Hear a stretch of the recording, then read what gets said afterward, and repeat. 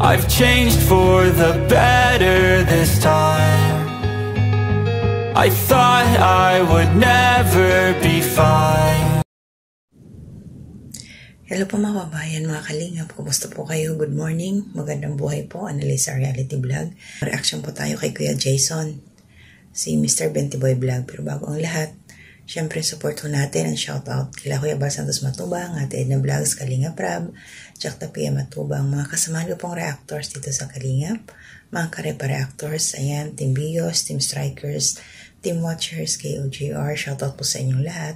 Suportahan po natin ang buong Kalingap tahanan. So ito po, napanood ko na ho, 3 araw na kasi yung nakalipas na to kung hindi ako nagkakamali. Si Kuya Jason, kung matatandaan niyo po meron akong naging reaction nung time na nasunugan ng bahay yung doon sa kanilang nanay. Pero yung kabilang kwarto lang. So ngayon, siguro napag-alaman niya kung sino yung isa sa talagang nagligtas.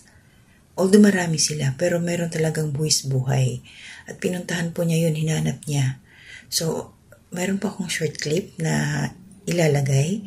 Panoorin po muna natin to. At maraming salamat sa iyo, Kuya Jason. Shoutout po sa iyo. Credit sa iyo. Maraming salamat dito sa clip na aking kinuha. At ipapakita ko rin po ito at isi-share.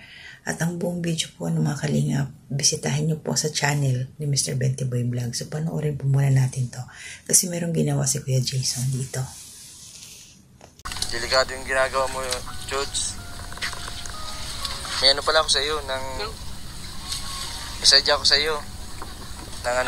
Magpapasalamat lang ako kasi kundi dahil sa iyo, naligtas yung buhay ng ipag ko. Tapos yung bahay, kung hindi mo na ilabas yung rep na kumakaradab na masusunog pati yung bahay ng nanay ko. Yung si mama baga nun tulog-tulog daw sa loob, baka pati yun nadamay. Bakit nagawa mo yun kahit na delikado? Nasipan mo kahit na pwede kang maaksidente dun sa pagila mo nung nagkakaradab na rep, ginawa pa rin yung ganong biglaan kasi yun kaya hindi na naisip ko anong pwedeng gawin, kahit naisip ko na lang kunin yung Nabalitaan ko na sugatan daw yung yung gamay mo. Baga kasi Grabe, pumutok ka putok yun. Pero dapat pahinga ka ngayon, dapat di ka muna dito, nagtulong. Dapat di ka muna nag-participate sa Kaya man. clean-up drive. Kaya man. George, maraming salamat sa iyo kasi malaking tulong ka sa barangay natin. Salamat din ako kasi nailigtas mo din yung buhay ng ipag ko. Pati yung bahay ng nanay ko, kung hindi dahil sa iyo, natupok yung bahay ng nanay ko. Kaya maraming salamat. Pero may ako sa iyo, may bibigay ako kunting pagkonselo pang merinda. Lang ito, kunti lang ito. Ano pa rin? Pati, may bibigay akong kunting sa iyo para kahit pa paano may pambili ka ng amoxicillin. Joke, salamat. Pero pagpasensyahan mo na ito Huwag na nga. Diyan mo ito. Salamat. Hindi matutumbasan ng pera yung nagawa mong kabutihan di lang dun sa bahay nila mama. Naligtas mo yung buhay ng ipag ko. Kasi nahimatay nga daw yung paglabas kasi nasuffocate. Anong nangyari dun sa pala? Habang nagbabaga yung rep. Biglaan kasi yun Nakakakot na sila ng mga timba-timba tapos madami na din tumulong. Pero nasa loob pa din yung rep, nagkakaradab. Kaya lang pag inaano ng tubig, lalong nalakas, kaya naisipan kong hilahin nilang palabas. Tapos pero, yung mga nagbabaga doon Pero hindi mo inisip na pwede kang maanuan yung kamay mo o kaya pwede kang masupukit doon sa amoy ng rep. Okay man lang kasi nagkataon din naman andun kami yung grupo namin ng 5 first. Isa din naman ako Mabulawa Revise ng samahan. Lagi naman kami nag-rescue sa barangay kaya naisipan ko rin yun. Hindi mo na inisip yung sarili mo na pwede kang ma-aksidente? Hindi na.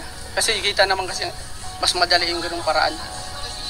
Ilalabas mo yung... Naisip mo din yung mga nandun sa loob. Salamat.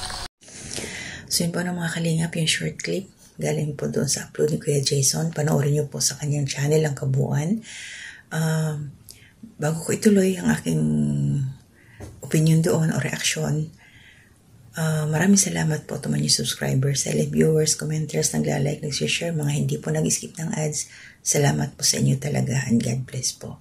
So yun na, nakita ni Kuya Jason yung pinuntahan niya, yung isang tao na tumulong na mailigtas ang kanyang hipag at saka yung nanay. Marami sila, pero ito talaga yung buwis buhay. So, nabanggit siya na yung ref pala na naglalagablab na sa apoy, dahil nga daw binubusan na ng tubig, hindi na naapula.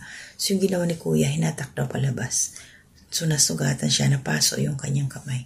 So, yung mga ganong klaseng tao, hindi iniinda or iniintindi yung kanyang kaligtasan, basta makatulong sa ating kapwa.